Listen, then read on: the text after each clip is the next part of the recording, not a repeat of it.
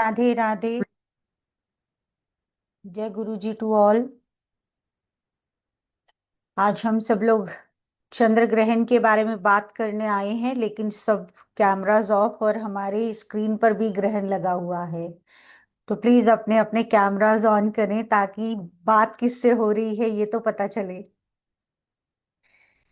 सब लोग ऑन कर लें अपने cameras. Radhe Radhe ji. Thank you जो लोग कर रहे हैं, जो लोग नहीं कर रहे प्लीज आप भी कर लीजिए, क्योंकि अभी चंद्र ग्रहण तो 3 मार्च को है। आज ही हम नहीं चाहते कि चंद्र ग्रहण लगे। सब लोग अपने कैमरास ऑन करें, वो ज्यादा अच्छा रहेगा।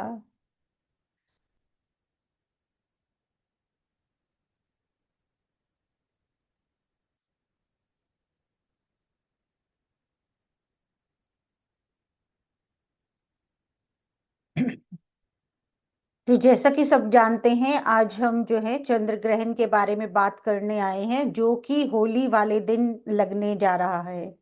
इस बार जो है हमारे लिए, आप कह सकते हो, दो सरप्राइजेस एक साथ जो है वो मिल रहे हैं। एक तो सबको होली मनाने की खुशी है, और उसके बाद चंद्र ग्रहण लग रहा है। और उसके बाद चंद्र ग्रहण भी वो है जो विजिबल भी है इंडिया में। लाइक 17 फरवरी को सूर्य ग्रहण था, लेकिन वो इंडिया में दिखाई नहीं दे रहा था, तो हम पर बहुत ज्यादा रिलीजियस फैक्टर्स जो है वो अप्लाई नहीं हो रहे थे। लेकिन इस बार जो है वो एक इतना बड़ा त्योहार है, रंगों का त्योहार, जिसको सब लोग खुशियों से मनाते हैं। और उसके बाद इसी दिन पर जो है वो चंद्र ग्रहण भी हो रहा है। तो आज हम इसी को थोड़ा सा एनालाइज करेंगे, क्या है चंद्र ग्रहण, क्यों होता है, क्या इसका इम्पैक्ट होता है, क्या क्या इसमें प्रिकॉशंस करनी चाहिए, क्योंकि ये हमारे यहाँ दिखाई भी देने वाला है।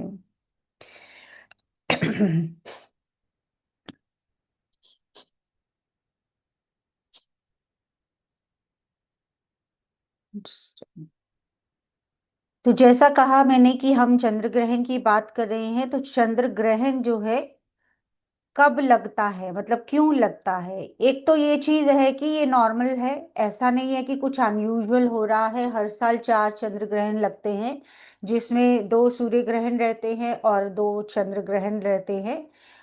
इसको आप कह सकते हो ये एक एस्ट्रोनॉमिकल इवेंट है, इसको होना ही है, क्योंकि हमारे यूनिवर्स में हर चीज जो है वो चलायमान है। कुछ भी ऐसा नहीं है जो स्थिर है, हर चीज मूवमेंट पे है। हमारी अर्थ जो है वो दो तरह की मूवमेंट्स पे है। एक तो वो सन के आसपास जो है वो उसका जो रेवोल्यूशन चलता है, जिससे हमारा एक 365 का दिनों का साल बनता है, वो कर रही है। एक वो अपने ही एक्सिस के ऊपर रोटेशन कर रही है, जिससे 24 घंटे के हमारे दिन और रात जो है वो बनते हैं। इसी तरह से हमारे ब्रह्मांड में, यूनिवर्स में, हमारे हर चीज जो है, जैसे हमारे प्लैनेट्स, हमारे ग्रह हैं, हमारे सितारे हैं, हमारे नक्षत्र है, और उप नक्षत्र, उपग्रह, सैटेलाइट्स, एवरीथिंग जो है वो मूवमेंट पे है। और जब हर कोई मूवमेंट पे है, तो कभी ना कभी जो है वो एक दूसरे से टकरा सकते हैं, एक दूसरे के साथ उनका कुछ ऐसा कनेक्शन बन सकता है जो कि कुछ नेगेटिव प्रभाव भी देने वाला हो सकता है। जैसे हमने 17 फरवरी को सूर्य ग्रहण की बात करी थी, वो हमेशा अमावस्या वाले दिन लगता है। और जो चंद्र ग्रहण है वो पूर्णिमा के दिन जो है वो अ, हमेशा ही होएगा। मतलब कभी भी ऐसा नहीं, आगे पीछे नहीं। जिस दिन चंद्र ग्रहण होगा उस दिन पूर्णिमा जरूर होती है।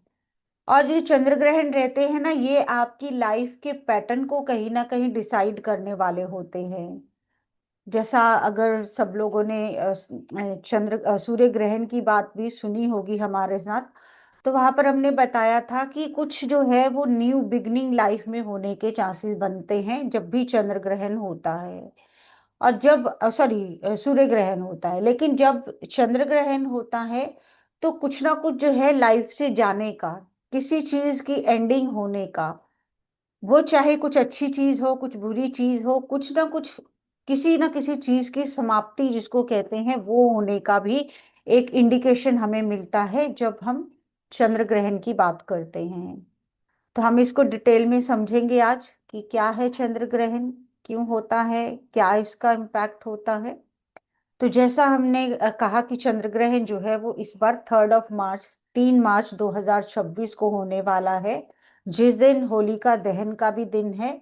और ये जो ग्रहण होगा, ये शुरुआत होगी इसकी 3:20 दोपहर के, और ये एंड होगा अप्रोक्सीमेटली 6:47 यानी कि 6:47 PM पर। और सबसे बड़ी बात ये है कि ये वाला ग्रहण जो है वो बहुत स्ट्रांगली जो है इंडिया में भी विजिबल होने वाला है। बहुत सारे आप कह लो एशियन कंट्रीज में, ऑस्ट्रेलिया, न्यूजीलैंड, इन सब के ऊपर जो है इसका इम्पैक्ट आएगा, बट हम जो है जनरली बात करेंगे कि इंडिया के ऊपर इसका जो है इम्पैक्ट आ रहा है। तो हम लोगों को, जो हम भारतवासी हैं, हमें क्या क्या चीजें जो है वो इम्पैक्ट कर सकती हैं और हमें किस किस चीज का ख्याल रखना चाहिए। चंद्र ग्रहण अगर हम एस्ट्रोनॉमिकली देखें, खगोलीय घटना इसको कहा जाता है, अगर हम उसके बेसिस पर देखें, तो आप ये देखिए, जैसे यहाँ पर आपको डायग्राम दिखाई ही जा रही है कि सूर्य चल रहा है, उसके सामने चंद्रमा चल रहा है, क्योंकि चंद्रमा हमेशा सूर्य से ही लाइट जो है ग्रहण करके अपना प्रकाश देता है। तो जब भी जो मूवमेंट होती है, जैसा हमने कहा कि हर चीज जो है वो ट्रैवल कर रही है यूनिवर्स में, तो धरती जो है, हमारी अर्थ जो है, वो भी घूमते घूमते जब इस चंद्रमा और सूर्य के बीच में आ जाती है, और धरती की शैडो जो है वो चंद्रमा के ऊपर, जो धरती की छाया है वो जब चंद्रमा के ऊपर पड़ती है, तब चंद्र ग्रहण जो है वो अकर होता है। उसकी जो है ग्रहण लगने की जो संभावना जिसको कहते हैं, वो हमारी जो बन जाती है। जैसा यहाँ पर आपको ये भी दिखाया गया होगा कि लाइक अगर मान लो कोई चीज आपके सामने है, आप मिरर में देख रहे हो, और टॉर्च के साथ आप मिरर के ऊपर लाइट डालो, तो लाइट जो है वो रिफ्लेक्ट होकर आपके ऊपर ही वापस आती है। आई होप ये चीज सबको इजी है समझना, कोई बड़ा लॉजिक नहीं है इसमें, कि अगर आप किसी भी मिरर में टॉर्च की लाइट मारते हो, तो वो रिफ्लेक्ट होकर आपके ऊपर ही वापस आती है। लेकिन अगर उसके बीच में कोई अवरुद्ध पैदा हो जाए, कोई ऑब्स्टेकल क्रिएट हो जाए, कोई आप कह लो हिंड्रेंस उसके बीच में आ जाए, तो ऑब्वियसली आपकी जो है लाइट यहीं पर रह जाएगी, और जो चीज बीच में आ रही है उसका जो इन्फ्लुएंस है, वो जो भी जहां पर आपका मिरर है उसके ऊपर पड़ता हुआ आपको फील हो सकता है। मतलब आप कह सकते हो जो भी रिफ्लेक्शन आपको जो दिख रही थी, वो कहीं ना कहीं उसमें जो है रुकावट आ जाएगी। तो सेम फॉर्मूला जो है वो जब हमारा लूनर इक्लिप्स होता है, जब चंद्र ग्रहण होता है, सेम होता है कि एक तरफ जो है वो चंद्रमा अपने धुरी पर चल रहा है, घूम रहा है, धरती के आसपास घूमता है, सॉरी ये यहाँ पर घूमता है, और सूर्य जो है वो अपनी ही जगह पर, आप कह सकते हो कि रोटेशन उसकी वहीं पर ही हो रही है जहां पर वो है, वो किसी के आसपास नहीं घूमता, उसके आसपास सारी सब चीजें जो है वो घूम रही हैं। तो इसी तरह से जो हमारी धरती है, जो हमारी अर्थ है, वो भी इस सूर्य के आसपास जो है वो चक्कर लगाती है। जैसे हमने कहा 365 डेज का निर्माण होता है हमारा, 1 ईयर का जो है फॉर्मेशन होता है, जब इस अर्थ जो है वो पूरा सन के आसपास घूमकर एक चक्कर लगाती है। तो ऑब्वियसली जब 365 दिन में चक्कर लगा रही होगी, तो कोई दिन तो ऐसा आएगा ही जिसमें आप देखोगे कि जो मून और अर्थ है वो इतना इस तरह की पोजीशनिंग पे हो जाएंगे कि चंद्रमा पीछे रहेंगे, अर्थ उनके आगे आ जाएगी, और जो सन की लाइट है वो मून को नहीं मिल पाएगी। उल्टा जो है अर्थ की शैडो, अर्थ की छाया जो है वो चंद्र ग्रहण पे पड़ेगी, जिसे कहा जाता है कि ये चंद्र ग्रहण हुआ है। हालांकि इसका जो है हमारे लिए बहुत ज्यादा इम्पोर्टेंस रहता है, क्योंकि हमारे लिए ना सिर्फ ये एक एस्ट्रोनॉमिकल घटना रहती है, कि जो आप देखोगे वेस्टर्न वर्ल्ड के लोग जो है वो स्पेशली देखते हैं कैसा ग्रहण लगा है, वैसा सब चीजें करते हैं। हमारे यहाँ पर जो है इसका अलग से इम्पोर्टेंस जो है वो देखा जाता है, हमारे लिए सिर्फ एस्ट्रोनॉमिकली ही नहीं, बल्कि ये ज्योतिषीय रूप से भी अगर हम देखें, बहुत इंपॉर्टेंट घटना रहती है, कि यहाँ पर हमारा सूर्य चंद्र का जो इम्पैक्ट है, क्योंकि सूर्य हमारी आत्मा है, हमारी सोल है, चंद्रमा हमारा मन है, तो ये सब जो है वो प्रभावित होते हैं जब भी ये हमारे ग्रहण का निर्माण होगा। अदरवाइज भी इनका ही इन्फ्लुएंस आपकी लाइफ के ऊपर बहुत रहता है, और जब कभी कोई भी एक्लिप्स फॉर्म हो जाए, तब ये चीजें जो है वो आप कह सकते हो मासिस के ऊपर जो है वो अपना इम्पैक्ट जो है वो छोड़ती हैं। उसी तरह अगर हम इंडिया की बात करें, तो हमारे लिए तो रिलीजियसली भी, धार्मिक मान्यता के अनुसार भी जो है वो ग्रहण को बहुत महत्वता दी जाती है। बहुत सारे प्रिकॉशंस लिए जाते हैं, बहुत सारे आप कह लो रिचुअल जो है वो फॉलो किए जाते हैं कि इन की एनर्जी यानी कि सूर्य और चंद्रमा की एनर्जी जो है वो हमारी लाइफ में किसी तरह की प्रॉब्लम ना क्रिएट कर पाए, हम लोग अच्छे से जो है अपना जीवन यापन करते रहे। तो वैसा हम जो है इसमें देखेंगे कि हमारे लिए ज्योतिष के अनुसार क्या क्या चीजें हो सकती हैं, और आपके धार्मिक मान्यताओं के अनुसार जो है इसका क्या इम्पैक्ट आता है। आई होप सबको जो हम बात कर रहे हैं वो समझ में आ रही है, अच्छा लग रहा है सुनकर। प्लीज कंफर्म करिए कि सबको इंटरेस्टिंग लग रहा है जानने के लिए कि कैसी ये सारी घटनाएं होती हैं, क्या चीजें जो भी हम डिस्कस कर रहे हैं। कंफर्म करिए सबको पसंद आ रही है जानकारी, कि ऐसे ही टाइम हम जो है पास कर रहे हैं। मैं बोलती जा रही हूँ, कोई सुन नहीं रहा, क्योंकि किसी का भी आपका जो है वो वीडियो हमें दिखाई नहीं दे रहा, तो कुछ पता नहीं चल रहा कि समझ आ रहा है कि नहीं। चलिए, गर्ग जी ने यस लिखा है, चांदनी जी ने को यस लिखा, बस। ओके, दो जनों ने ही बताया है, चांदनी जी और शांति जी ने। बाकी सबको नहीं समझ में आ रहा, मजा नहीं आ रहा क्या? इंटरेस्टिंग नहीं लग रही नॉलेज जो हम दे रहे हैं? ओके, चैतन्य जी ने जस्ट ज्वाइन किया है, बाकी सब लोग भी कंफर्म करिए। जी, जी, जी, एच, यस, थैंक यू। और सब लोग ठीक है, अनुराधा जी को भी अच्छी लग रही है जानकारी। बाकी सबको नहीं अच्छी लग रही, जिनको नहीं अच्छी लग रही वो भी बता सकते हैं, ताकि हम इसको थोड़ा और चेंज करने की कोशिश करें। प्रवीण जी, थैंक यू फॉर यस। चलिए, हम ये मान के चलते हैं कि सबको जो है वो कुछ ना कुछ इंटरेस्टिंग मिल रहा है। तो इस बार जो है हमारा चंद्र ग्रहण होने वाला है, वो टोटल लूनर एक्लिप्स होने वाला है। रिया जी, थैंक यू। इसको हिंदी में खग्रास चंद्र ग्रहण कहते हैं, कि फुल जो है मून का, सॉरी, पूरा जो एक ग्रहण जिसको कहते हैं चंद्रमा, पूरा जो है इसमें इम्पैक्ट होगा। और इवन जो आपकी जो शैडो जो चंद्र पे पड़ने वाली है, अर्थ के सन के बीच में अर्थ आने से जो शैडो पड़ने वाली है, उससे ये जो चंद्रमा है ये आपको ब्लड मून की तरह दिखाई देगा। इसको ब्लड मून कहेंगे, और ये रेड कलर का हो जाएगा। मतलब इसको आप कह सकते हो लालिमा की तरह जो है वो इसकी जो ग्लो जो होगा, इसका जो इसका लुक होगा, वो आपको इस तरह का दिखाई देगा अगर कोई कोशिश करे देखने की। हालांकि हमारे यहाँ तो प्रिवेंशन जो है वो बहुत की जाती है। वेस्टर्न के लोग जो है वो स्पेशली जो आप टीवी पर देख सकते हैं, साइंटिस्ट लोग जो हैं, एस्ट्रोनॉमर्स जो हैं, वो कैप्चर करके डेफिनेटली दिखाएंगे। तो आप देखोगे कि ये जो है वो ब्लड मून की तरह दिखाएगा, इसका रेड कलर जो है वो हो जाएगा जब इसको ग्रहण लगेगा। और जैसा हमने कहा कि टोटल लूनर इक्लिप्स होने वाला है, और आप कहो कि अगर हम इसको ज्योतिषीय गणना के अनुसार देखें, एस्ट्रोलॉजिकली अगर हम इसको जानने की कोशिश करें, तो चंद्रमा जो है वो ग्रहण वाले दिन लियो साइन में रहेंगे, यानी कि सिंह राशि में, जहां पर ऑलरेडी केतु जो है वो प्रेजेंट है। केतु पहले से ही वहां पर विराजित है, और चंद्रमा एंटर करेंगे। और जब भी ग्रहण लगता है वो राहु केतु के एक्सिस पर ही लगता है, उसी धुरी पर चंद्रमा सूरज का जो कनेक्शन बनता है उसकी वजह से ही ग्रहण होता है। तो इसलिए जो ये ग्रहण होगा ये सिंह राशि में होने वाला है। और जो नक्षत्र प्रभावित होगा वो पूर्व फाल्गुनी, इस नक्षत्र में जो है ये ग्रहण लगने वाला है। और चूंकि हमने कहा कि ये ग्रहण हमारे इंडिया में विजिबल है, और हमारे यहाँ धार्मिक मान्यताएं बहुत रहती हैं ग्रहण को लेकर, तो हमारे यहाँ सूतक काल भी जो है वो भी लगेगा। और सूतक काल जो है वो 9 घंटे पहले लग जाता है। जब जिस जिस दिन भी ग्रहण होता है, जो जिसका सूतक हमारे यहाँ पर लगता है, जो हमारे यहाँ पर चंद्र ग्रहण दिखाई देता है, तो इसका सूतक 9 घंटे पहले शुरू हो जाता है। तो इस बार भी जो चंद्र ग्रहण है, जैसे हमने अप्रोक्सीमेटली कहा 3:30 बजे शाम को जो है वो शुरू होगा, तो अर्ली मॉर्निंग 6:30 बजे सूतक जो है वो आपका स्टार्ट हो जाएगा।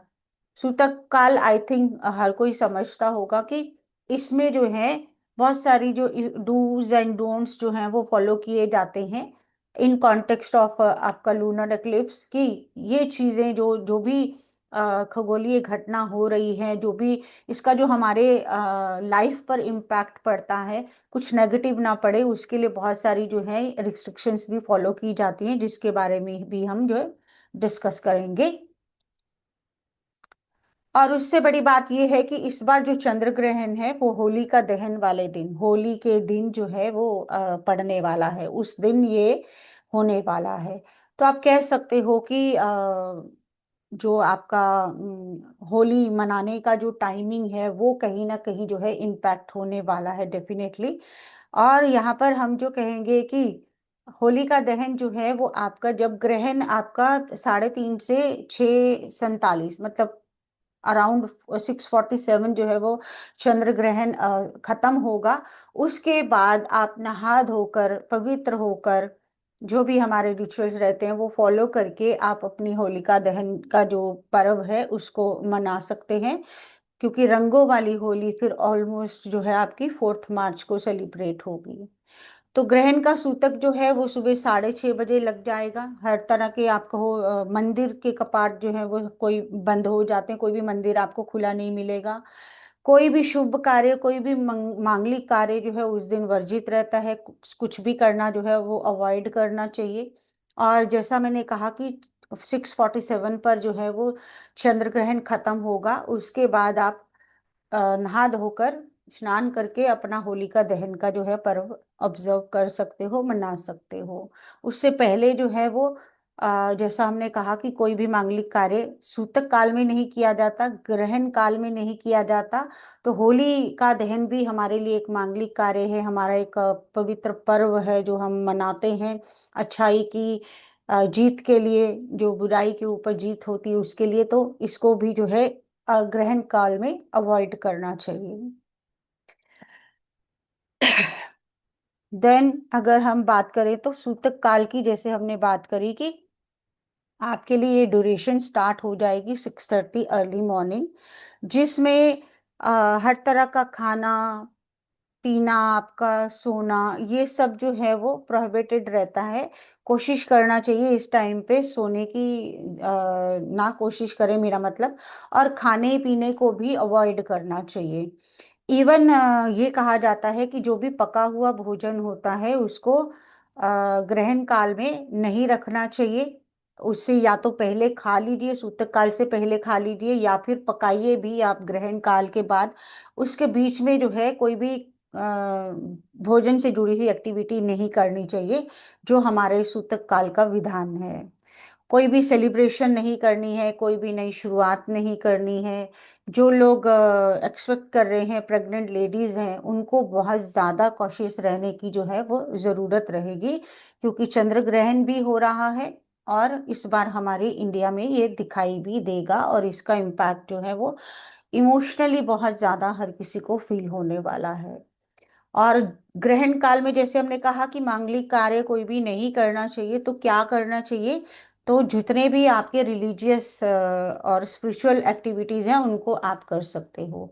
आप ग्रहण काल से पहले भी स्नान लीजिए, अपना पूजा पाठ करिए, ध्यान करिए, मेडिटेट करिए, आप कुछ ना कुछ दान करिए, और बाहर आउटडोर्स में जाने से बचिए, अपने घर के अंदर रहिए। और जो हमने कहा कि पके हुए भोजन को जो है इस काल में नहीं रखा जाता, अगर पका हुआ है तो आप सूतक काल से पहले उसको फिनिश कर लीजिए, या फिर उसको आप ग्रहण काल के बाद जो है वो बनाइए। इस दौरान जो है जितना भी जो पका हुआ भोजन होता है उस पर भी कुछ ना कुछ इन्फ्लुएंस आता है, जो कि खाने पर आपको हार्मफुल इफेक्ट दे सकता है। और अगर मान लीजिए कि कोई ऐसी चीजें हैं जिनको आप नहीं फेंक सकते, स्पेशली अगर आप मिल्क जैसी चीजों की बात करें, वो अगर है आपके पास, या कुछ भी जिसको आप प्रिकॉर करना चाहते हैं, तो उसमें तुलसी के पत्ते डालना या कुशा जो है वो डालना, उससे आपका भोजन जो है वो प्रिवेंटिव रहेगा, आप उसको बाद में यूज कर सकते हो। अन्यथा कहा यही कहता है, जो हमारी धार्मिक मान्यताएं हैं उनके अनुसार, कि जो ग्रहण काल में आपका भोजन बना हुआ हो उसको ग्रहण नहीं करना चाहिए, और उसको मतलब ग्रहण काल के बाद भी यूज नहीं करना चाहिए। तो कोशिश कीजिए आपका जो भी भोजन हो उसको पहले कर लीजिए या फिर बाद में करिए। और जो यहाँ पर ग्रहण में बोला जाता है कि आपको जो है नहीं करना चाहिए, वो है आपका ना तो खाना खाइए, ना पकाइए, ना सोइए। हर तरह के शुभ कार्य है, मतलब आप सोचो कि आज तो बिजनेस की कोई डील है वही कर लेते हैं, उसको अवॉइड करिए। कोई नई शुरुआत करनी है, किसी नए लोगों से मिलना है, कोई मांग आपकी विवाह संबंधित आप किसी से मिलना चाहते हो, आपको लगेगा कि ये तो मतलब छोटी सी बात है, ये तो हम कर लेते हैं, तो जिसका आपकी लाइफ के ऊपर बहुत इम्पैक्ट होगा इसका। अगर मान लो कोई न्यू रिलेशनशिप है, कोई नया बिजनेस है, वो आपके लिए लाइफ लॉन्ग जो है वो काम करने वाला है, आपके लिए वो प्रॉस्पेरिटी लाने वाला है, हैप्पीनेस लाने वाला है, उसको भी इस टाइम पे अवॉइड कीजिए। कुछ भी ऐसा करने की जो है वो जरूरत नहीं है, क्योंकि जो भी आप कहेंगे कि यहाँ पर शुरुआत होगी, उसके अच्छे फल ना मिले, वो चीज भी यहाँ पर आप समझ सकते हो। उसके बाद जो है वो मंदिर जो है, आपके जो आपकी सिटी में मंदिर होंगे वो सारे बंद रहेंगे। आप अपने घर के मंदिर के भी जो है कपाट जो है वो बंद करके रखिए। और किसी भी मूर्ति को अगर आपने स्थापित किया हुआ है उसको हाथ नहीं लगाना जो है, अब उस टाइम पे ग्रहण काल पे आपको सजेस्टेड रहता है कि नहीं करना चाहिए। और ना ही ब्रश करिए, ना ही कॉम्ब करिए ग्रहण के काल में। ये हमारी जो धार्मिक चीजें हैं, जो धार्मिक आपकी डूज एंड डोंट्स हैं उसके अंडर आता है। किसी भी तरह का शार्प ऑब्जेक्ट, अगर जो आपके मेल्स हैं वो तो बाहर कोई और शार्प ऑब्जेक्ट यूज कर सकते, लेडीज जो है स्पेशली चाकू जो है, छुरियां वही यूज करेंगी, तो इस टाइम पर उसको अवॉइड करना जो है वो अच्छा रहेगा। और जो प्रेग्नेंट लेडीज है उनके लिए स्पेशली ये चीज रिकमेंड रहती है कि वो किसी भी तरह की कटाई सिलाई ऐसी चीजें जो है वो ना करें।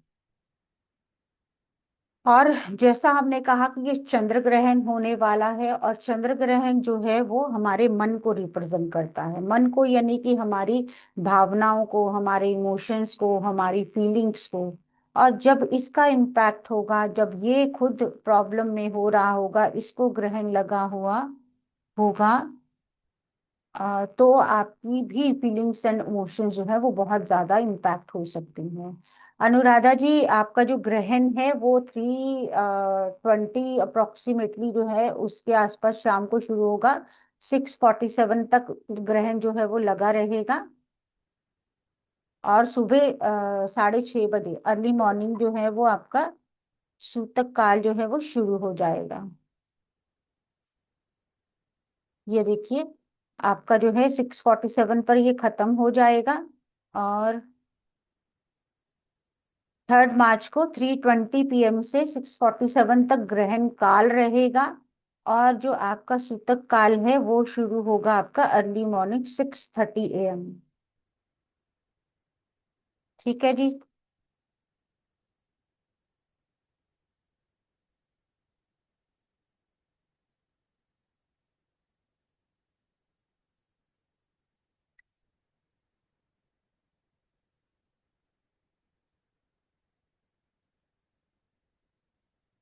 हाँ जी, बिल्कुल सरिता जी, अवॉइड करना चाहिए जितना कर सके, कि वॉशरूम भी नहीं जाना चाहिए। ये हमारी धार्मिक मान्यताओं के अनुसार ये भी रिकमेंडेड है। जी अनुराधा जी, वेलकम। तो हम थे, हाँ, ग्रहण काल की हम बात करें तो हम बात कर रहे थे कि चंद्रमा जो है वो ग्रहण काल में इम्पैक्टेड होने वाला है, जिसकी वजह से हमारी लाइफ में इमोशंस, हमारी लाइफ में भावनाएं, जो भी आप कह लो, कनेक्टिविटी जो होना, जो मन से जो चीजों को फील करना, वो सब चीजें कहीं ना कहीं इम्पैक्ट होने वाली हैं। और इसीलिए जो है वो चंद्रमा से रिलेटेड दान पुण्य भी बताए जाते हैं, जिसको आप करके अपने आप को प्रोटेक्ट कर सकते हो।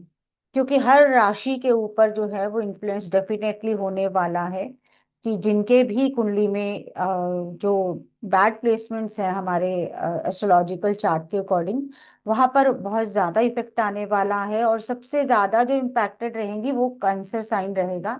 आपकी कर्क लगन जिनका है उनका, और जिनकी कर्क राशि है इनके ऊपर जो है वो बहुत ज्यादा इम्पैक्ट आने वाला है।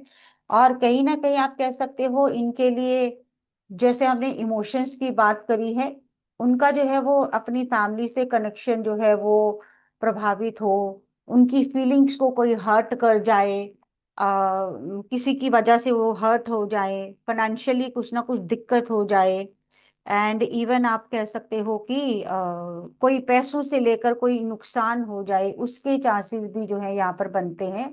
और जैसे कि उनकी लगन और राशि है,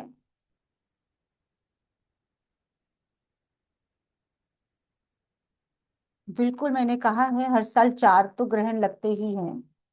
तो हम जो है कर्क राशि की बात कर रहे हैं, तो कर्क राशि जो है वो सबसे ज्यादा इम्पैक्ट होने वाली राशि जो है इस ग्रहण में रहेगी। और जो कुछ हम जो है दान पुण्य बताएंगे जिनको करके आप अपने इमोशनल ब्रेक थ्रू को, इमोशनल ब्रेकेजेस को, बहुत ज्यादा जो आपका मन प्रभावित होने वाला है उसको आप जो है वो बचा सकते हैं। और जैसा हमने कहा कि जो चंद्र ग्रहण होता है वो आपकी किसी ना किसी लाइफ पैटर्न को जो है वो एंड करने के लिए आता है। तो मान लीजिए कि आपकी लाइफ में कुछ फाइनेंशियली रिस्ट्रेंट चल रहा था, फैमिली के साथ डिफरेंसेस चल रहे थे, तो आप जो है कह सकते हो कि ऐसी चीजों को लेट गो करना जो है वो आपके लिए हेल्पफुल रह सकता है। कुछ भी जो है लाइक आप बहुत ज्यादा अपनी फैमिली में बहुत ज्यादा क्रिटिकल हो रहे थे, आपको जो है हर किसी का व्यवहार जो है वो अपने ऊपर असर करता हुआ लग रहा था, तो ऐसी चीजों को लेट गो करना जो है वो आपके लिए अच्छा रहेगा। और जैसा हमने कहा कि यहाँ पर जो है बहुत ज्यादा इम्पैक्ट इसलिए आने वाला है क्योंकि कैंसर साइन जो है वो एक तो चंद्रमा की अपनी राशि है, और ये लोग जो है वो बहुत ही भावनात्मक भी होते हैं, और इनके ऊपर ही ग्रहण लग रहा है, मतलब इनकी राशि के ऊपर ही, सॉरी राशि लॉर्ड के ऊपर यानी कि चंद्रमा पे ही ग्रहण लग रहा है, तो सबसे ज्यादा इम्पैक्ट जो है वो इन्हीं के ऊपर आने वाला है। और जैसा हमने दिखाया हुआ है कि 4 जो राशियां हैं, 4 राशियां और लगन दोनों को हम ले सकते हैं, ये सबसे ज्यादा जो है वो इम्पैक्टेड होने वाली है। क्योंकि जो लियो साइन है उसके अंदर ही, मतलब आप कह लो ग्रहण लगेगा, चंद्रमा और केतु दोनों ही लियो साइन में होंगे उस दिन जिस दिन ग्रहण का निर्माण होने वाला है। तो गलत डिसीजन लेना, कहीं ना कहीं इमेज का डाउन होना, एंड इवन आप कह सकते हो कि जो भी आपकी लाइफ में चीजें चल रही हैं उनका कुछ ना कुछ उनमें कमी आना, रुकावट आना, उसकी ग्रोथ में कुछ कमी होना जो है वो होने के चांसेस बन सकते हैं। तो बहुत सोच समझ कर डिसीजन जो है वो लेना चाहिए, और एटलीस्ट अगर 15 दिन तक चीजों को टाला जाए आफ्टर ग्रहण तो वो अच्छा रहता है। फिर उसके बाद धीरे धीरे जो है ग्रहण का इम्पैक्ट कम होने लगता है, लेकिन 15 दिन तक चीजों में आप अपनी लाइफ में जो भी कर रहे हो उसमें सोच समझ के करना, बहुत एडवाइस लेकर करना, शांति के साथ चलना, इम्पल्सिव नहीं होना जो है वो अच्छा रहेगा। उसके बाद अगर हम स्कॉर्पियो साइन की बात करें, तो Scorpio again is a watery sign, हम दूसरी ये भावुक राशि जिसको कहें, ये जल तत्व की राशि है। और यहाँ पर भी जो है वो बहुत इम्पैक्ट होने वाला है, क्योंकि जब ये ग्रहण होगा तो चंद्रमा जो है, जो भावनाओं के कारक हैं, जो वाटरी साइन के सिग्निफिकेटर हैं, उनका जो है इन्फ्लुएंस होना, राहु केतु के एक्सिस में आना, और राहु के साथ आप देखेंगे उस टाइम पे मंगल शनि जैसे भी प्लैनेट जो है वो चल रहे होंगे, जिनका भी इम्पैक्ट जो है वो चंद्रमा के ऊपर पड़ रहा होगा। तो इमोशनली आप कह सकते हो ये वाली राशियां जो है वो सबसे ज्यादा जो है वो इम्पैक्टेड होने वाली हैं। इसी तरह से जो पाइसिस साइन है हमारा, 12 नंबर की राशि, हमारी मीन राशि, वो भी वाटरी साइन है। तो इन लोगों को जो है वो अपने इमोशंस को लेकर बहुत केयरफुल रहना चाहिए, कोई भी इम्पल्सिव डिसीजन नहीं लेना चाहिए। अत्यधिक गुस्सा होना या अत्यधिक किसी के पीछे इमोशनल हो जाना, किसी को ट्रस्ट कर लेना, इन सब चीजों से जो है वो बचना चाहिए इस टाइम पीरियड पे। क्योंकि इस टाइम पीरियड पे हो सकता है आपको जो चीजें सही लगे वो सही ना भी हो, क्योंकि आप डायरेक्शन लेस फील कर सकते हो। तो वो चीज का थोड़ा सा जो है वो ध्यान रखना चाहिए।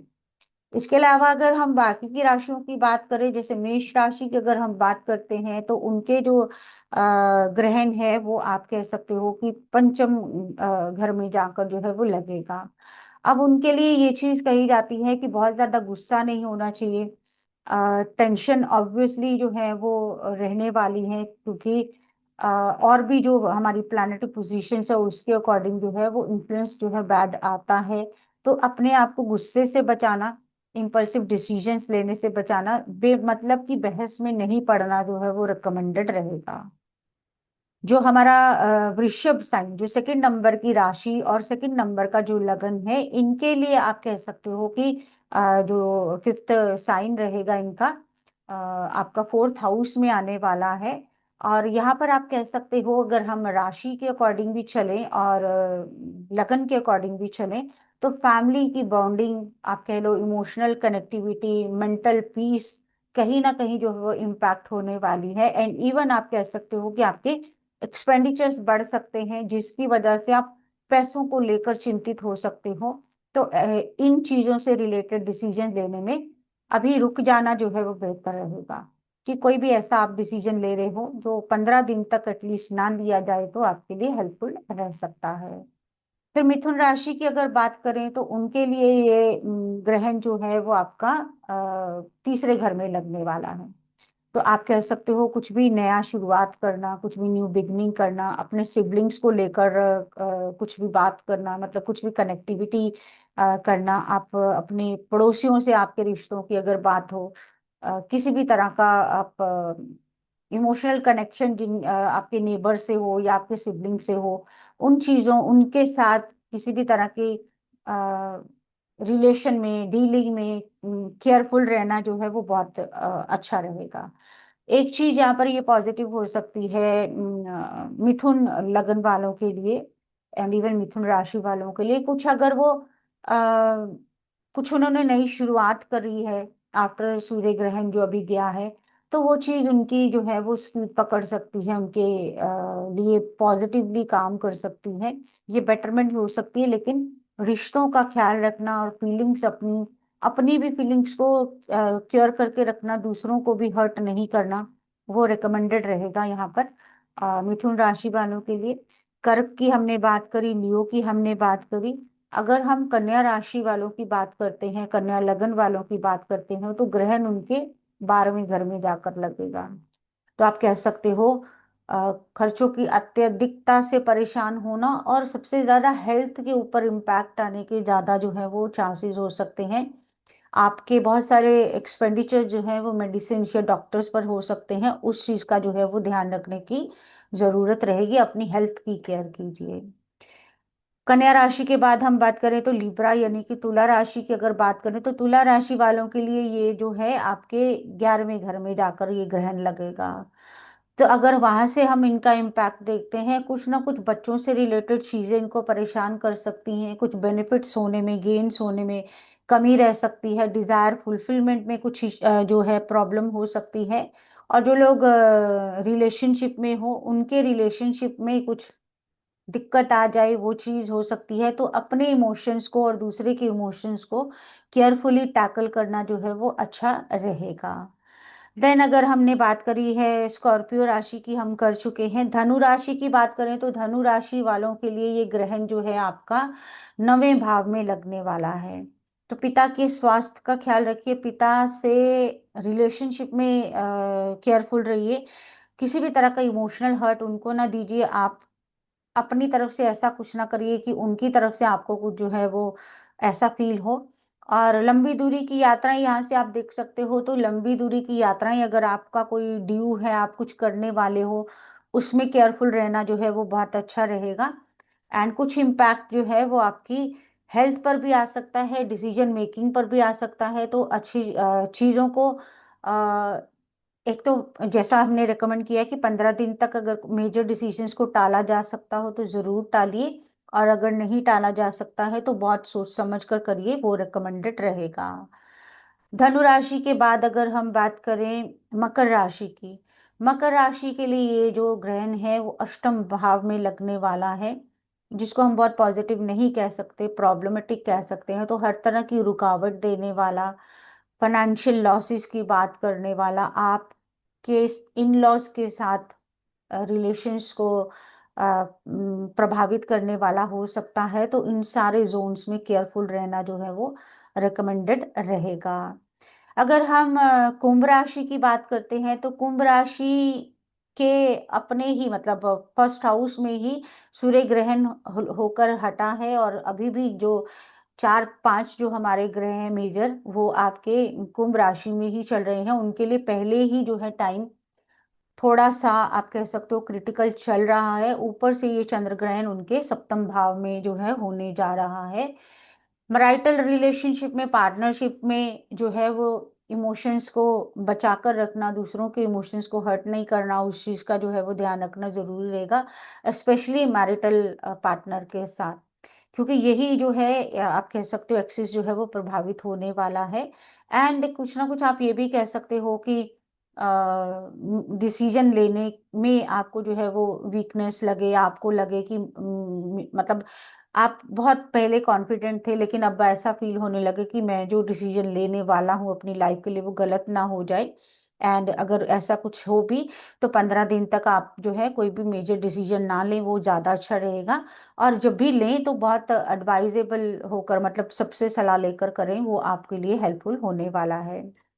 एंड पाइसिस साइन की हमने बात करी है, जैसे हमने कहा कि ये भी वाटरी साइन है, तो इसके ऊपर भी जो है इमोशंस की कनेक्टिविटी आ रही है बहुत ज़्यादा। ये मानसिक, जिसको कहते हैं डिप्रेशन टाइप जो है फीलिंग्स को फील कर सकते हैं, क्योंकि इनके भी 6 हाउस में जाकर ये ग्रहण लग रहा है, और 12वीं राशि इनकी जो है वो 5 ग्रहों से जो है वो ग्रसित हो रखी है।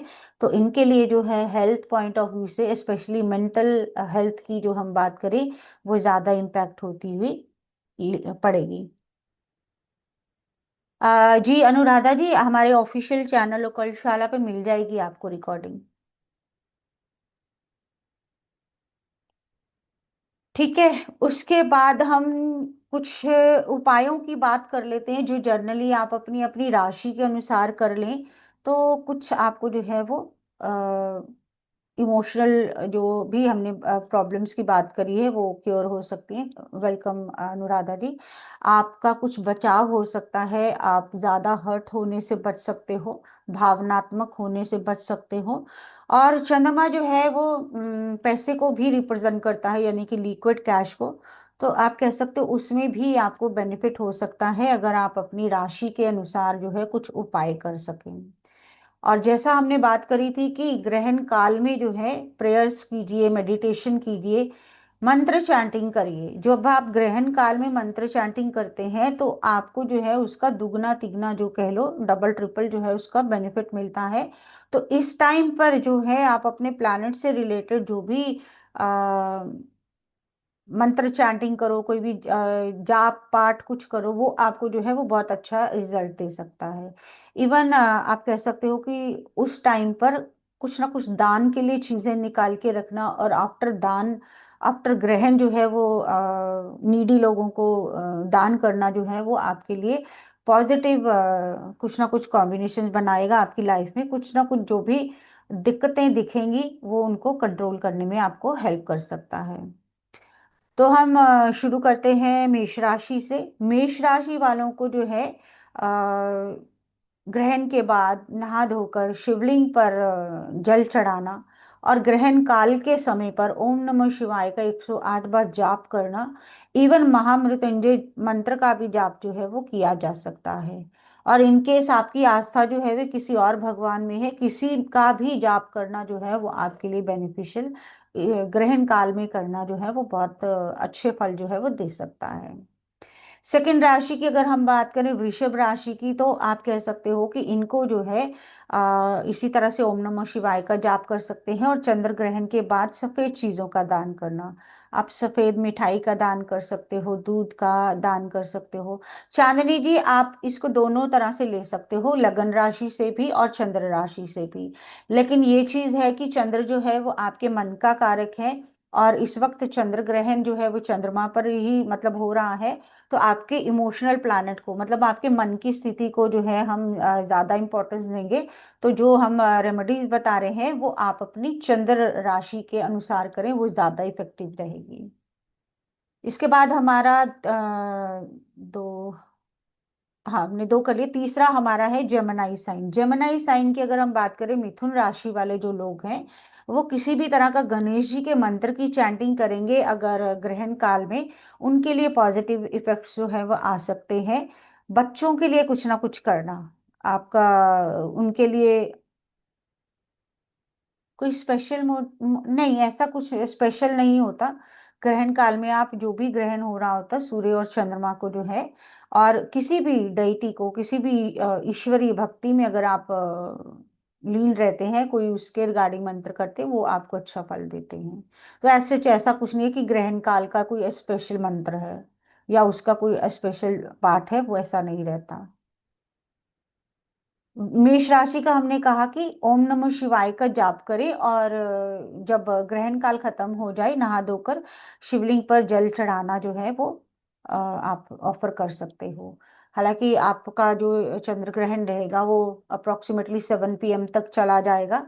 तो बात तो आप कर सकते हैं, मे भी हो सकता है कि आपको जो है वो मंदिर में जल चढ़ाने का उस टाइम पर ना मौका मिले। कुछ मंदिरों में अवॉइडेड रहता है कि शाम को जल नहीं चढ़ाया जाता।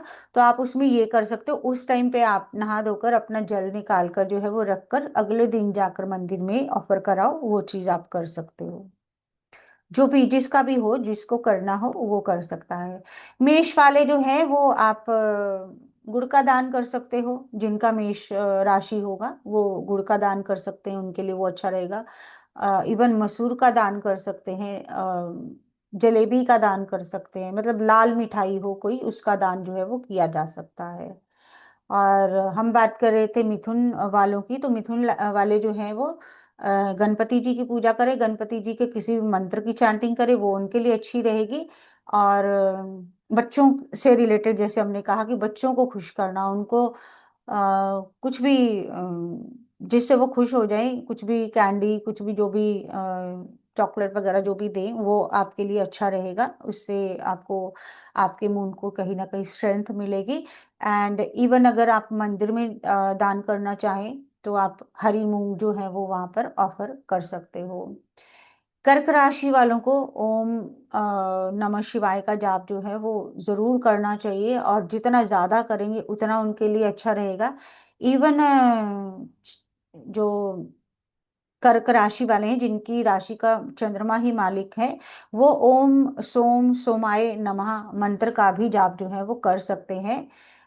चंद्रमा जो है वो माता को रिप्रेजेंट करता है, आपकी मदर को रिप्रेजेंट करता है, तो उनके लिए कुछ करिए, उनके साथ समय बिताइए, उनकी उनके साथ कनेक्टिविटी कीजिए, मीन्स उनको अच्छा फील करवाइए, वो अच्छा रहेगा आपके लिए। और सफेद चीजों का दान किया जा सकता है, जैसे चावल हो गया, दूध हो गया, चीनी हो गई, ऐसी चीजों का जो है ऑफरिंग करना या डोनेशन करना आपके लिए हेल्पफुल रहेगा।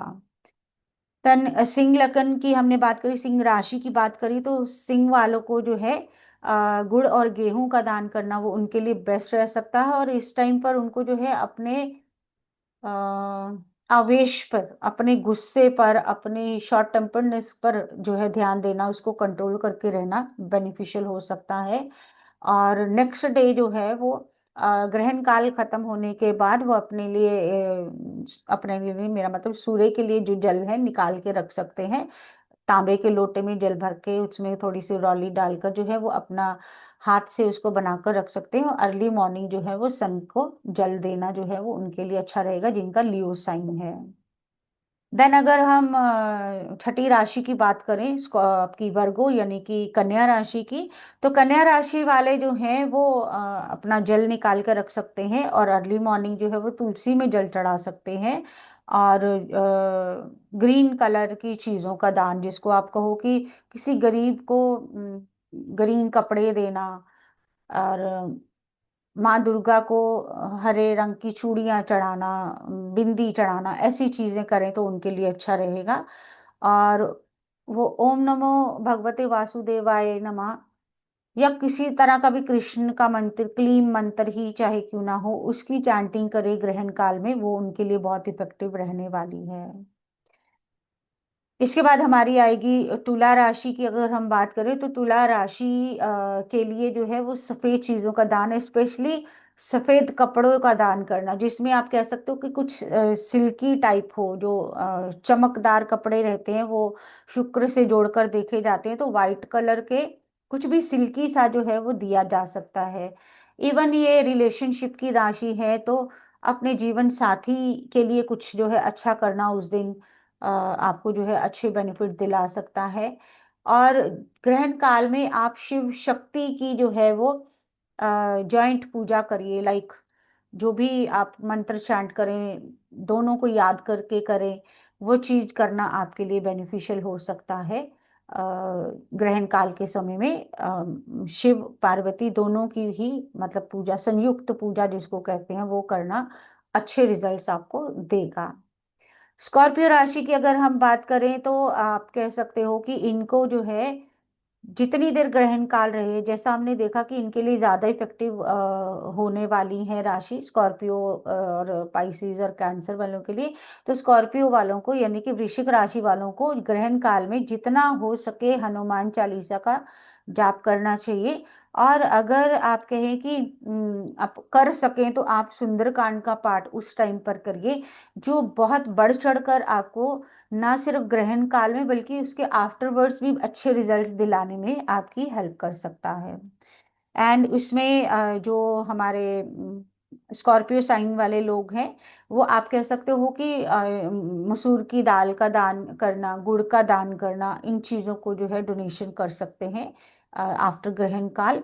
और आप कह सकते हो कि अगर ये लोग जो हैं इवन हनुमान जी के मंदिर जाकर, जब ग्रहण काल खुल जाए, ओपन हो जाए, नहा धोकर अपना हनुमान जी को जाकर मीठा पान और तिकोना झंडा जिसको कहीं ध्वजा चढ़ाना, वो भी कर सकते हैं। वो भी इनको जो है वो अच्छे बेनिफिट दिलाने में मदद कर सकती है, क्योंकि जो मंगल है उसकी जो चीजें हमने यहाँ करी, मसूर की दाल है, गुड़ है, और केतु है साथ में चंद्रमा के, जिसको हमने ध्वजा दान करने से उसका इफेक्ट भी जो है वो पॉजिटिव होता है।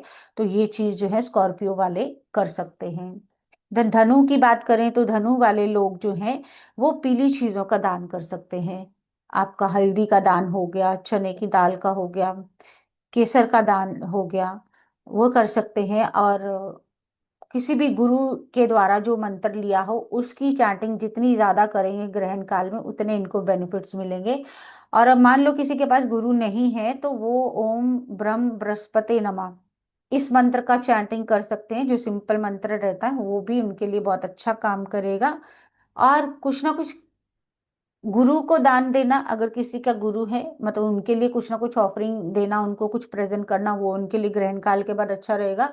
इनकेस अगर गुरु कोई नहीं है उनकी लाइफ में, तो मंदिर के पुजारी को कुछ ना कुछ देकर आना, वो उनको अच्छे रिजल्ट्स देने में हेल्प कर सकता है। इसी तरह से अगर हम मकर राशि की बात करें, तो जितने शनि मंत्र के जाप वो करेंगे इस ग्रहण काल में, उतना उनको बेनिफिट होने वाला है। इवन शनि चालीसा पढ़ना जो है वो बहुत बेनिफिशियल होने वाला है। और किसी भी लेबर को गिफ्ट करना, उनको खाने पीने का कुछ सामान देना ग्रहण काल के बाद उनको बेनिफिट दे सकता है। और अगर हम बात करें कि मंदिर में कुछ डोनेशन करना है, तो काली उड़द की दाल जो है वो किसी को खाने के लिए स्पेशली जो है देनी हो, शनिदेव पर नहीं चढ़ानी, मतलब उसका डोनेशन कर देना या मंदिर के पुजारी को दे देना, वो उनके लिए हेल्पफुल रह सकता है। कुंभ राशि की बात करें तो उनका भी जो है वो शनिदेव ही रहते हैं, लेकिन आप देखेंगे कि इस बार जो है आपकी कुंभ राशि जो है वो बहुत आप कह लो पावरफुल हुई हुई है, कुछ नेगेटिव कुछ पॉजिटिव, क्योंकि बहुत सारे ग्रह जो हैं वो वही इकट्ठा हो रखे हैं। तो जिनकी कुंभ राशि अपनी है या उनका कुंभ लगन है, उनको जो है वो महादेव की पूजा करना सबसे बेस्ट, क्योंकि महादेव जो है वो हर तरह के ग्रहों को, हर तरह के भूत प्रेत जितने भी हैं लाइफ के, सबको कंट्रोल कर सकते हैं। तो उनको महादेव की पूजा करना, शिव के मंत्रों का जाप करना, वो बहुत अच्छा रहेगा। क्योंकि राहु की भी प्रेजेंस है आपके कुंभ राशि में, तो राहु से जुड़ी हुई चीजें आप कह सकते हो, नारियल दान करना अपना ग्रहण काल के बाद, या नीले वस्त्र अर्पित करना, वो अच्छे रिजल्ट्स दे सकता है आपका आफ्टर ग्रहण। और इसके साथ साथ जो आपका शनिदेव की राशि है, शनिदेव जो है वो लोअर स्टेटस के जो लोग रहते हैं, वो मतलब आपके लिए जो नीडी हैं, जो जिनको लाइफ में रिसोर्सेज पूरे नहीं मिलते, उनको डोनेशन करना वो आपके लिए बेनिफिशियल रहेगा। और एक चीज जो है, मैं जितने भी डोनेशंस की बात कर रही हूँ, ये सारे आप निकाल कर जो है वो ग्रहण काल में रखेंगे, अपने लिए हाथ लगाकर अपना रख लेंगे कि ये हमें डोनेशन देना है, और देंगे जब ग्रहण काल खत्म हो जाएगा तब। और लास्ट साइन हमारा रहेगा पाइसिस का। पाइसिस गुरु की राशि है, तो यहाँ पर जो है आपका विष्णु सहस्त्र नाम का पाठ करना या गजेंद्र मोक्ष की कथा पढ़ना जो है वो बहुत अच्छा रहने वाला है। डोनेशन की अगर हम बात करें तो पीली चीजों का दान कर सकते हैं, केले का दान कर सकते हैं, पीले वस्त्र दान कर सकते हैं। और इनके लिए रिकमेंडेड रहेगा कि ये जब आफ्टर ग्रहण जो है वो बात करें तो अपने जल में जो है वो थोड़ी सी हल्दी मिलाकर बाथ करते हैं, तो वो इनके लिए अच्छा इफेक्ट जो है वो देने वाला हो जाएगा। तो ये हमारे तरफ से कुछ जानकारी थी कि क्या क्या इम्पैक्ट जो है वो हमें होने वाला है, कैसे इससे बचा जा सकता है, ताकि जो भी नेगेटिव हम इसमें से इन्फ्लुएंस ढूंढ सकते हैं वो हमें ज़्यादा से ज़्यादा इम्पैक्ट ना कर पाए, हम पॉजिटिवली आगे बढ़ पाए। और जो भी हमने एडवाइस किया, जो भी सजेशन दी है कि कोई भी मेजर डिसीजन जो है वो 15 डेज तक, आप ग्रहण से बाद में 15 डेज तक, मतलब आप मान लो अप्रोक्सीमेटली 18 तक, कोई भी अगर मेजर डिसीजन आप टाल सकते हैं, कोई नई शुरुआत जो है उसको रोक सकते हैं, कुछ बड़ा जो है लाइफ में आप अपनी करने जा रहे हैं उसको रोक सकते हैं, तो वो बहुत बेनिफिशियल रहेगा। अदरवाइज आप ये रेमेडी तो कर रहे हैं तो बहुत ज़रूरी हो तभी करिए, अदरवाइज रुकना जो है वो ज़्यादा बेहतर रहेगा। तो ये था हमारी तरफ से चंद्र ग्रहण के बारे में आपको थोड़ा सा एनालिसिस। आई होप सबको जानकारी पसंद आई, इंफॉर्मेशन अच्छी लगी है। कोई क्वेश्चन हो आप पूछ सकते हो, और कैसी लगी है आपको ये हमारी एक छोटी सी क्लास, वो आप शेयर कर सकते हो।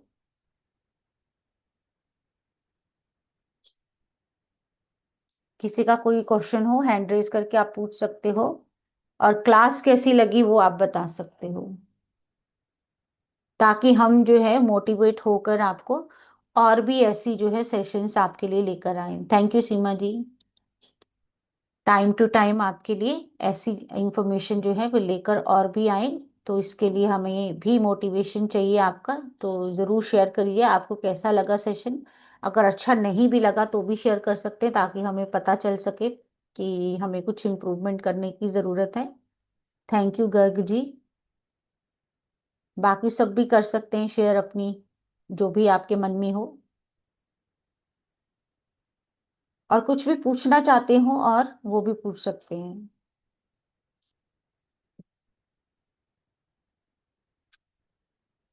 हाँ जी चांदनी जी, अनम्यूट करिए। हाँ जी। हेलो। हेलो। आपकी वॉइस बहुत कम आ रही है। हेलो। हाँ जी बोलिए। हाँ जी, जय श्री कृष्णा मैम। जय श्री कृष्णा जी। मैम, मेरे को थोड़ा सा इशू चल रहा था, मेरे हस्बैंड की जॉब जो है ना, अब वो हार्डली 10 डेज के लिए और रह गई है, तो क्या मैम जो आपने उपाय दिए हैं अगर वो किए जाएं तो उसमें कुछ बेनिफिट मिलेगा उनको? पार्डन, जो उपाय दिए हैं। मैम जो आपने उपाय दिए हैं अगर वो किए जाएं तो उसमें उनको जॉब के रिगार्डिंग भी कुछ हेल्प हो पाएगी? देखो, जो ग्रहण का इम्पैक्ट है ना, उसके हमने उपाय दिए हैं कि ग्रहण का इम्पैक्ट हमारे ऊपर जो है वो नेगेटिव ना हो। और डेफिनेटली जैसे हमने कहा कि कुछ ना कुछ जो है वो एंड होने का जो है टाइम रहता है। मान लो कि प्रॉब्लम्स चल रही हैं तो वो खत्म होने के भी चांसेस जो है वो बन सकते हैं। डेफिनेटली आप करिए, आपको जो है वो अच्छे रिजल्ट मिलने की हम उम्मीद करते हैं, मिल सकते हैं आपको। क्योंकि मैम ये और 15 ओवरऑल आपकी मार्च कुंडली जो है वो ज्यादा मैटर करती है, उसमें कंसल्टेशन लेकर आप प्रॉपर उपाय कर सकते हैं जॉब के लिए। बट ग्रहण के उपाय करने से भी आपको कुछ ना कुछ बेनिफिट डेफिनेटली होने वाला है। ओके मैम, क्योंकि मैम 15 मार्च लास्ट है ना, तो ग्रहण बीच में आ रहा है, सो मेरा इसलिए स्पेसिफिक क्वेश्चन था ये। चलिए, बिल्कुल। देखो, एक फेथ भी एक चीज होती है। अगर आपके अंदर फेथ है कि आपको डिवाइन जो है वो ब्लेस करेगा, और आप छोटे छोटे रेमेडीज जो हमने राशि के अनुसार ही बताए हैं तो आप करेंगे तो कुछ ना कुछ अच्छे रिजल्ट्स तो मिलेंगे ही। ठीक है। Thank you. जी, thank you so welcome. Much. चलिए, किसी और का कोई क्वेश्चन हो, कोई पूछना चाहते हो कुछ। चलिए Himanshu ji thank you so much, Riya ji thank you, Praveen ji कह रहे हैं सभी दान सेम नाइट में ही करने हैं। बिल्कुल, जो ग्रहण के दान है वो निकाल कर आप अपना अपना जो भी ग्रहण का हमने आपको आइटम्स बताई हैं वो ग्रहण काल में निकाल कर रख लीजिए। वो आप शाम के टाइम जब ग्रहण खुल जाए, जब मंदिर खुल जाए, क्योंकि उस ग्रहण काल के बाद जो है वो मंदिर के कपाट खुलते हैं और भगवान को स्नान कराया जाता है, उसके बाद जो है वो आप ऑफरिंग जो है वो कर सकते हो। एंड उसके बाद मैंने कुछ ऐसे दान बताए, सॉरी ऐसी एक्टिविटीज बताई हैं जिसमें आपको जो है वो सूर्य को जल देना है, तुलसी को जल देना है। वो आप अपना निकाल कर रख सकते हैं और नेक्स्ट मॉर्निंग में कर सकते हैं, क्योंकि रात में तो होंगे नहीं वो। आई होप प्रवीण जी आपकी क्वेरी क्लियर हो गई। चलिए, किसी का कोई सवाल और कोई अपना रिव्यू देना चाहे? नहीं तो आज का सेशन हम एंड करते हैं, फिर मिलेंगे आपसे किस नेक्स्ट किसी और जानकारी के साथ। चलिए, till then good bye, God bless you all. सब लोग सेफ रहिए, स्वस्थ रहिए, अपने लिए अच्छे अच्छे कर्म करते रहिए, ताकि जो भी लाइफ में प्रॉब्लम्स हैं वो खुद ब खुद जो है दूर होती रहें। चलिए।